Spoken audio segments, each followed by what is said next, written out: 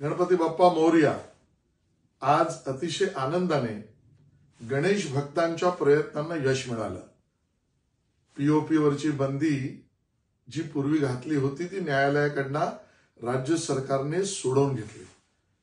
आता त्यापुढे ऐतिहासिक निर्णय आमच्या मूर्त्यांचं विशेषतः सार्वजनिक गणेशोत्सव आणि त्यातल्या आमच्या गणपती बाप्पाच्या मूर्त्यांचं विसर्जन प्रथा परंपरेनुसार वाजत गाजत होणार की नाही आणि बरोबरीने पर्यावरण पूरक व्यवस्थाही निर्माण होणार की नाहीत याबद्दलची शंका दूर झाली। मला स्वतःला याचा खूप आनंद आहे की मी स्वतः राजीव गांधी आयोग जो माझ्या विभागांतर्गत माननीय काकोडकर साहेबांच्या नेतृत्वात त्यातला आलेला अहवाल पीओपीच्या मूर्त्यांना परवानगी द्यायला मदतनीस ठरलाच, पण बरोबरीने दुसऱ्यांदा अभ्यासगट निर्माण केल्यावर पीओपीवर प्रक्रिया होऊ शकते आणि म्हणून या सगळ्याला समुद्र आणि नैसर्गिक जलस्रोतांमध्ये विसर्जनाचा रस्ता हा काढता येऊ शकतो ही भूमिका अहवालातनं मांडली।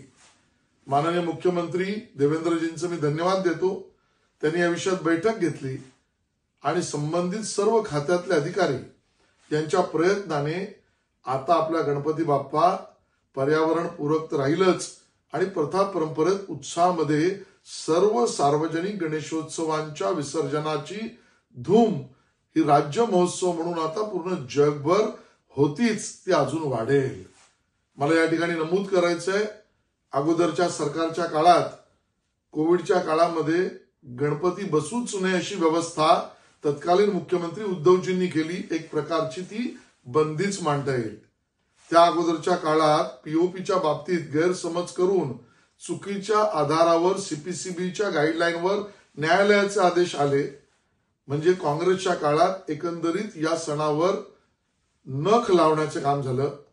या दोन्ही बंधनातून मान्य देवेंद्रजी महायुतीच्या सरकारने गणेश भक्तांची इच्छा पूर्ण केली आणि आता आपला लालबागचा राजा असो, चिंचपोकळीचा चिंतामणी असो, गणेश गल्ली असो, गिरगावचा राजा असो, उपनगराचा राजा असो, 6 फुटाच्या वरचे सर्व सार्वजनिक गणेशोत्सव दिमाखात विसर्जनाचे सोहळे होतील आणि त्याबरोबर त्या 6 फुटाच्या खालचे आमचे गणपती बाप्पा पर्यावरणपूरक कृत्रिम तलावामध्ये विसर्जन होईल। या आपला सण उत्साहात साजरा करूया। गणपती बाप्पा मोरया।